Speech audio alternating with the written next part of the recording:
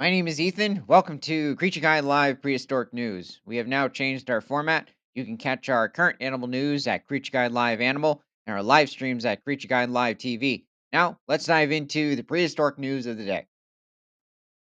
From dailygalaxy.com, scientists discover a 70 million year old dinosaur fossilized egg with a perfectly preserved embryo inside. So, this is taking place during the last 5 million years of the late Cretaceous period during the Maastrichtian stage. And this sounds pretty exciting with whatever embryo they've discovered. I'm guessing this could be of some sort of carnivorous dinosaur, but it could be wrong.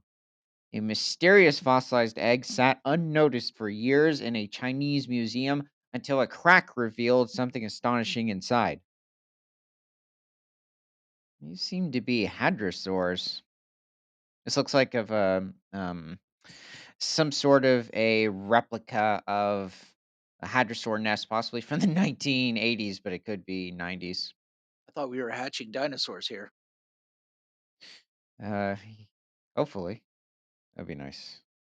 A remarkably well preserved dinosaur embryo unearthed from a fossilized egg in southern China is offering scientists an extraordinary window into the evolutionary origins of bird like behavior.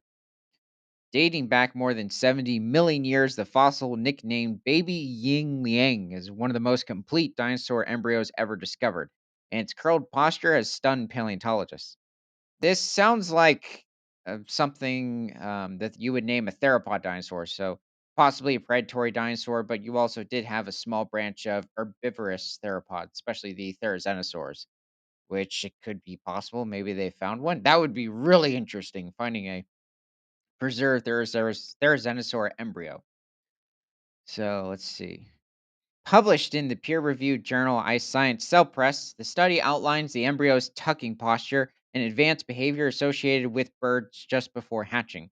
It's the first time such a pose has been identified in a non avian dinosaur. So when it mentions non avian, it's referring to the non birds, basically. If it's avian, it's specifically a bird. There are already different species of prehistoric birds inhabiting the Cretaceous, like over 120 million years ago. And there would be small families that would survive the dinosaur mass extinction of the non avian dinosaurs and make it into the Cenozoic era, raising new questions about when this instinctive motion evolved and how deeply modern birds are connected to their prehistoric ancestors. The egg that housed baby Ying Liang had been sitting quietly in storage at the Ying Liang Stone Natural History Museum.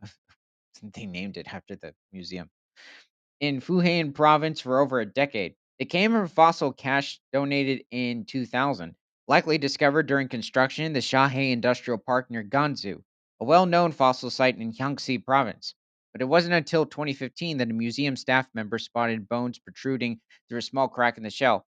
This also isn't a recent phenomenon with new species or very distinctive specimens being just randomly discovered in different museums, institutes with a variety of fossils. This has actually been occurring for more than a century. I'd say even back into the late 1800s. So Um, let me understand this. What they're getting at is that nobody actually looked at these fossils before.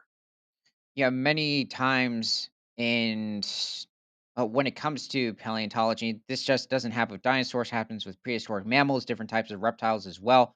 There can be a large collection of bones that are excavated from a site, and they're sent to the museum or institute, but they haven't really put an in-depth cleaning into like discovering what it all is. So this isn't necessarily surprising, but it is surprising of whatever this embryo is that they found. We were surprised to see this embryo beautifully preserved inside, said Wysam Ma, paleontologist at the University of Birmingham and co-author of the study. It's among the best dinosaur embryos ever found. I believe this isn't the first time we have necessarily found certain types of preserved dinosaur embryos, but whatever they're describing, maybe it's the first. Oh, okay. That was unexpected. This is a very well preserved theropod. Interesting. Wow, that is very well intact. An oviraptor embryo. I was wondering about that considering different parts of Mongolia and China, also dating to late Cretaceous around 70 million years ago, is notorious for different oviraptorid specimens, even specimens of oviraptorid, possibly mothers. It could have been the father. Also, you have different bird species today where the father takes care of the young, but at least the parent covering the nest when it died, possibly covered by a sand dune. Now, also during, or at least in China, not specifically during this part of the Cretaceous, you would have had a wide variety of different species of horned dinosaurs, especially the ceratopsians. However, this was much earlier in China, also in the central part of the country. This is Lioceratops, which is one of the smallest ceratopsians to have evolved. It wasn't the first. You already had different species of ceratopsian evolving during the late Jurassic, around 150 million years ago. But this takes place during the early Cretaceous, around 125 million years ago. And this animal was barely half a meter in length, or around 1.6 feet, and possibly weighed somewhere around 10 to 20 pounds at most. So, okay. So, Lioceratops, it is possible that this animal might have had feathers on like the upper part of its tail. I'm not exactly sure if this animal has been found with preserved pigmofibers, which would indicate that it had feathers.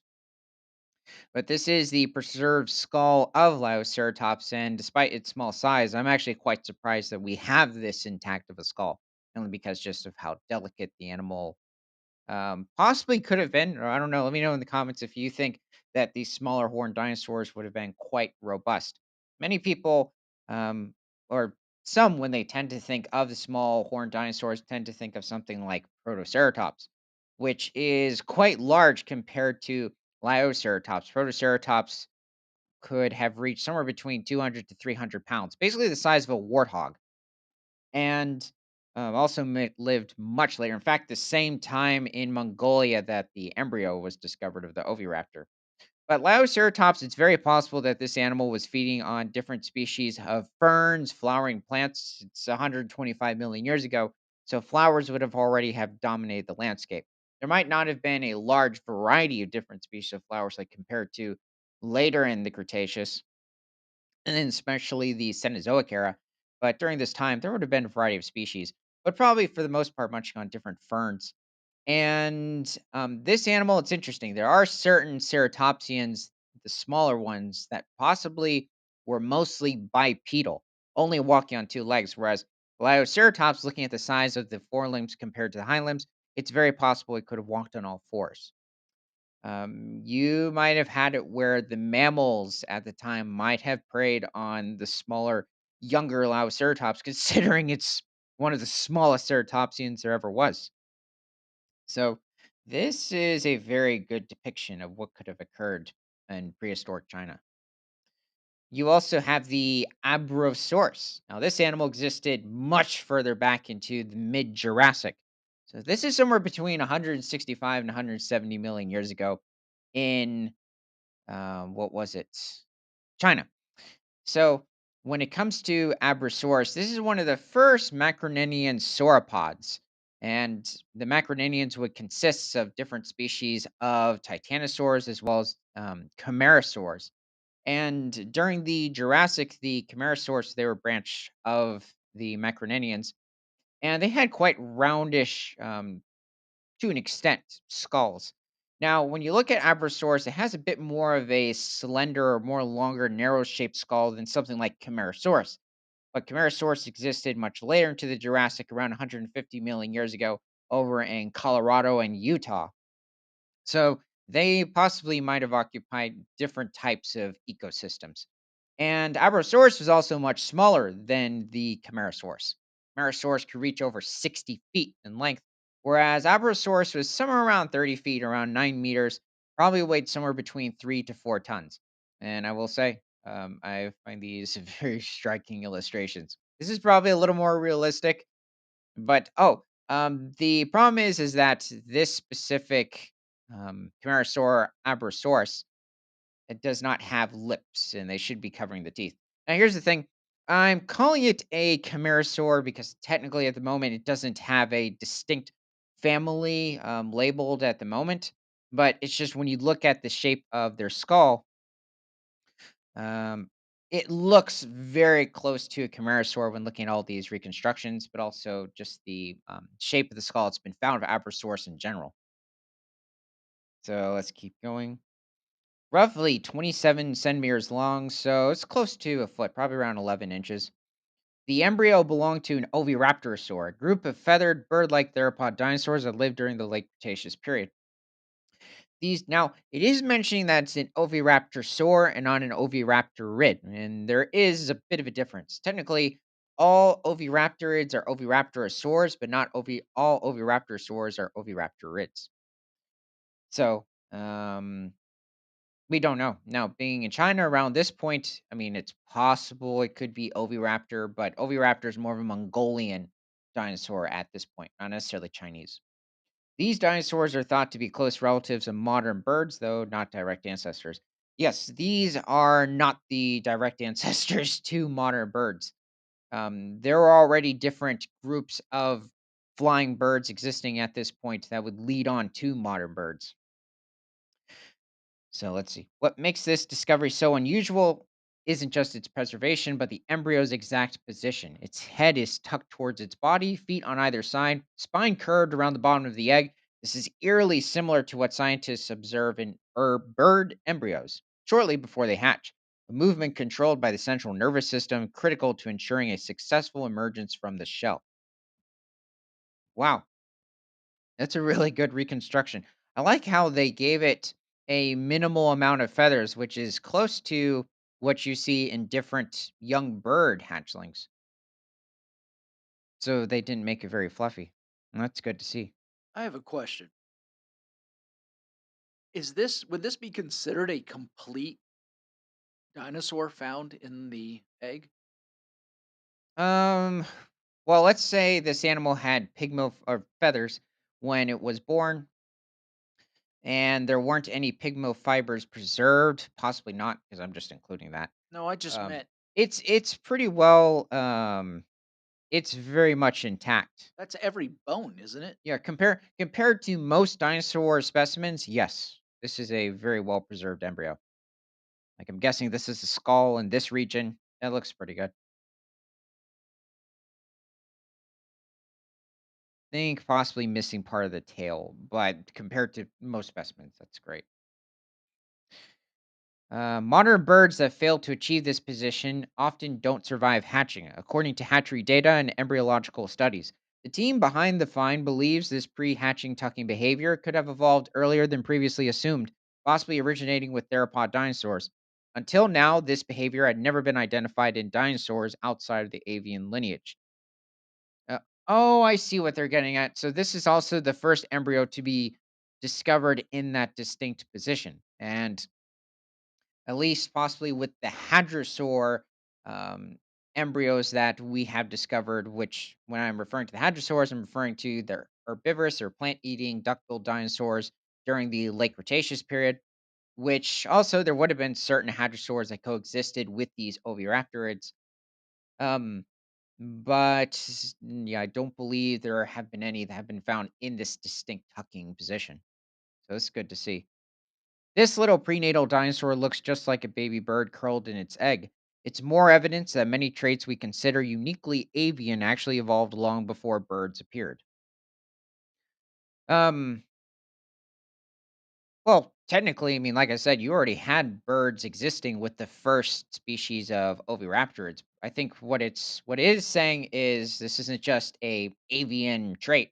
This is also a theropod dinosaur trait as well. Though we don't know with the sauropods, which are also closely linked to the theropods because they're both members of the order of dinosaurs called Saurischia, and it's possible it might have even occurred with the ceratopsians or the stegosaurs, which are part of Ornithischiae, but that's still up for question. Let me know in the comments if you think maybe there's a reason to why the ceratopsians and stegosaurs couldn't. Dinosaur embryos are exceedingly rare. That is very true. Few are preserved well enough to reveal fine skeletal details, and even fewer remain in a posture that offers behavioral insights. That's why baby Ying Liang is being hailed as a Rosetta Stone for understanding avian evolution. Whoa. Yeah, it's very well intact. So it's just comparing with a chick. The study's authors hypothesized that the egg's preservation may be the result of a rapid burial in fine sediment, perhaps following a flood or a sudden environmental collapse. Fossils from the same region, particularly of oviraptorids, have surfaced in large numbers over the years, making Gansu a hotspot for late Cretaceous discoveries. Yeah, there have been a wide range of different interesting finds within the Gansu region over in China. But also, when it comes to this specific egg being this well intact, it could have been simply maybe, depending on where it was, a sand dune collapsed on it. If it's in this distinct part of the desert, even back then, certain parts of Mongolia and China back in the late Cretaceous were desert, and there were other regions where you could say there were these large in quote oases, so different forested regions, even certain floodplains. Still, the researchers are cautious. This is just one specimen. We need more embryos in similar condition to be sure this was a common behavior among dinosaurs. We need more embryos of a wide variety of different species. So we know this is what occurred with oviraptorids. At least I would think this would confirm it. Oh, also, when it comes to a species of animal from Japan, this is Abelophosaurus, which is a big mystery for paleontology. Because the thing is with Abelophosaurus is that it's been highly debated, at least since the late 90s, on whether, wait, my bad, early 2000s, um, whether or not this is a species of Pachycephalosaur or it's a species of Ceratopsian. And so at the moment, it's technically just put out there as part of the macrocephalian lineage of dinosaurs, which contains the ceratopsians and the pachycephalosaurs. Now, this animal is somewhere around 4 feet in length or a little over a meter in length. Probably weighs somewhere between 40 to 90 pounds, just simply the skeleton of the animal, but it is a big question. Some paleontologists say it's a ceratopsian due to certain physical characteristics or due to its morphology, as well as some others stating that its morphology looks closer to a pachycephalosaur. It was probably feeding on different species of ferns and flowers at the time. And it is interesting because um, I'd say it has a bit more of a ceratopsian sort of a look or morphology to it. Or let me know in the comments if you think um, it's a Pachycephalosaur or you think it's a ceratopsian.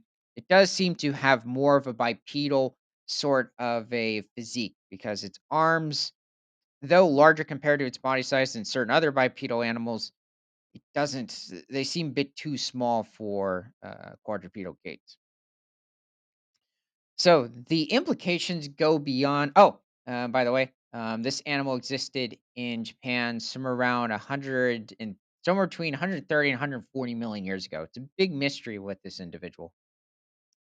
Okay, so the implications go beyond simple posture. If the tucking behavior is confirmed in other species, it would suggest that modern birds inherited not just physical traits like feathers or hollow bones, but also deeply ingrained developmental behaviors from their distant dinosaur relatives.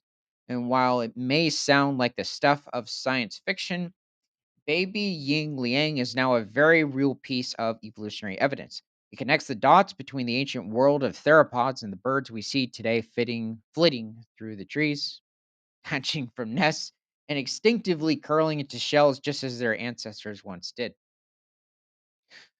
Um, no, I was actually thinking for a long time that different species of theropods, like the oviraptorids, would have probably have been in a very similar, if not the same, posture like today's birds. Considering modern birds are theropods, so why wouldn't they do it as well? See, as paleontologists continue to scan and study similar fossils with high resolution imaging, computed tomography, they hope to identify more examples of pre hatching behavior. And in doing so, they may finally map out how deeply rooted the modern bird's biology truly is in the age of dinosaurs. Um, well, I think it would also help if we were able to find the specimens of preserved eggs of late Cretaceous birds as well. Not so much, I think, the different theropod dinosaurs in the region, though I think that would be more exciting. But Wouldn't late Cretaceous birds, though, have been having nests similar to current birds? So the idea of having them fossilized would have been difficult. that is very true. Unless some distinctive type of flood. Now, you do have to remember there's a wide variety of birds today that don't nest up in the trees, they actually nest on the ground. Some even make distinct burrows, like penguins, like certain species of penguin today, they actually burrow. So, um, it's still very possible we might be able to find certain species of Cretaceous birds that had that distinct type of nesting behavior. Let's say a flash flood came or some massive landslide, and they could have been preserved. I didn't even think about that until you said some of them nest on the ground. I forgot that. You could have Wow. also simply had it where a nest might have been up in a tree, but it was just so well structured, happened to fall, and then at the same time a landslide came. So who knows? Oh, let me know your favorite species of meat-eating dinosaur is. And from prehistoric to present, my name is Ethan. This is Creature Guy Live Daily News. Remember to like, comment, subscribe if you love talking about animals, and share this show with everyone you know, because nothing is better than all animals all the time.